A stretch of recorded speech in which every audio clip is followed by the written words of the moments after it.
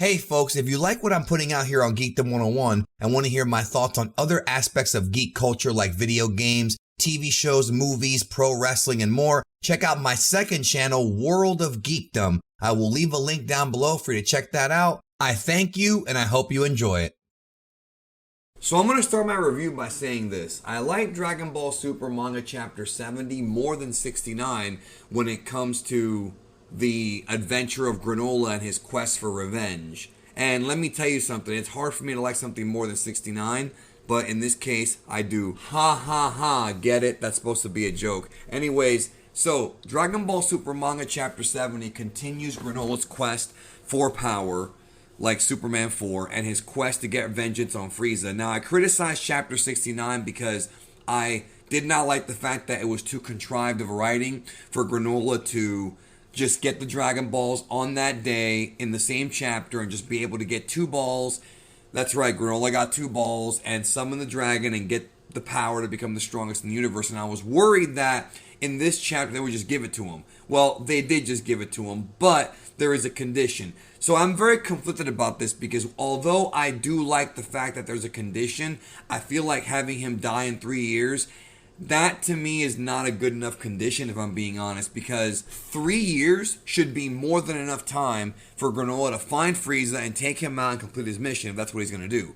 So I just feel like that's, I mean, granted, yes, you know, in Dragon Ball, death has become a joke to many for many years, and yes, Granolah going after Frieza in 3 years, it's not likely it'll take him that long to get there. And maybe we could sit there and say, well, damn, it's his life, but it's fine because it seems like that's what he wants to do. As a character, he wants revenge no matter what, and he's willing to give up everything, including his own life for it. So I do like that aspect of the character, but I don't like the fact that it was so easy for him to get this incredible power boost. But I think the lesson is going to be learned at the end when all is said and done, and maybe I'm going to be wrong about this, is that the quest for power is not effective if you cheat. And what I mean by that is later on in this chapter we find out that even though Granolah might be the strongest right now, the answer is right now. He's the strongest mortal right now as granted by the Cerulean Dragon.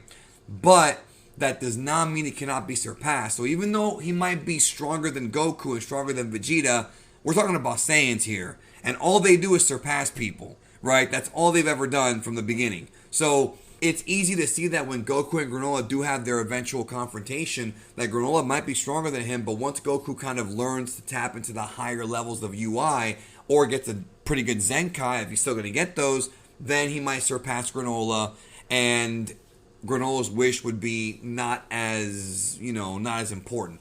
But I do feel like this was a wasted opportunity because, much like with Resurrection F, I think it's lazy writing to have Granolah just become the strongest by making a wish. I don't like that, and I'm not going to like that, okay? Even with the condition. I'm not going to like it, and that's my opinion. You may disagree with me, and that's fine, but I think it's a wasted opportunity because having Granolah go on this quest to kind of find the Dragon Balls and maybe go through some suffering and some pain, and maybe the condition is more, dangerous, or maybe he just doesn't do it with a wish. It's missing drama, and this chapter and this whole manga is about Granolah now. It's his story right now, and there's drama that's missing from the fact that he isn't going through some struggles to become the strongest. So I think the moral of this story is going to end up being that at the end of the day, even if you cheat to get stronger, it could cost you your life, or at the end of the day, even if you cheat to get stronger, you can still be surpassed. And the way that Goku and Vegeta are doing it by their training is a method that is much more satisfying as well as natural. Now, the chapter pretty much establishes Granolah. He gets long hair, he cuts it, as the strongest in Universe 7 for right now. And there's some concern from Whis and the Oracle Fish, but the second half of this chapter was primarily focused strictly on Granolah and showing off his power by going to meet up with the Heaters and pretty much just dominating the Heater guys, especially Oil, in their confrontation. This was pretty good paneling by Toyotaro, and I like the fact that the Heater guy just got smashed. And I understand what they're trying to tell us, but there's another problem here. And that is the fact that we as an audience don't have a connection with Oil when it comes to his power. We know who Oil is, But we also know that oil is probably not on the level of Goku, Vegeta, or even Frieza. So we're supposed to see Granolah showing off this power, but it's not really impressive to somebody who's been a longtime Dragon Ball fan because we have no context for how strong oil is. So it's not really a big deal. Don't get me wrong, it's cool to see, but it's not going to really impact us like the way that they're intending it for it to impact us.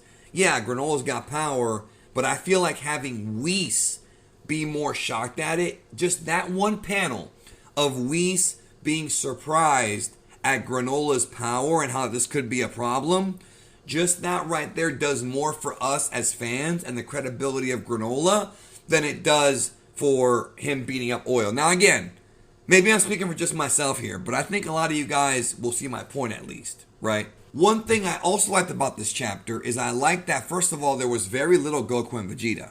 It was all about Granolah, and I appreciate that.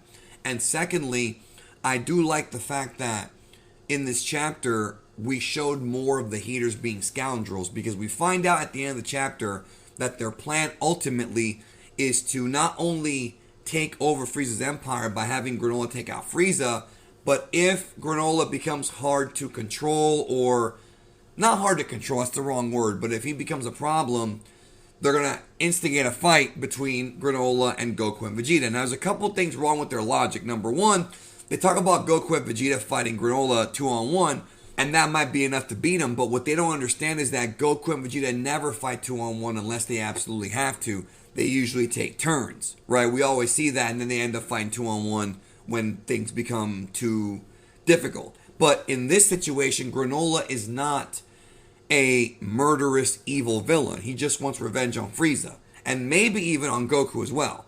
But he doesn't want world domination. He doesn't want absolute power.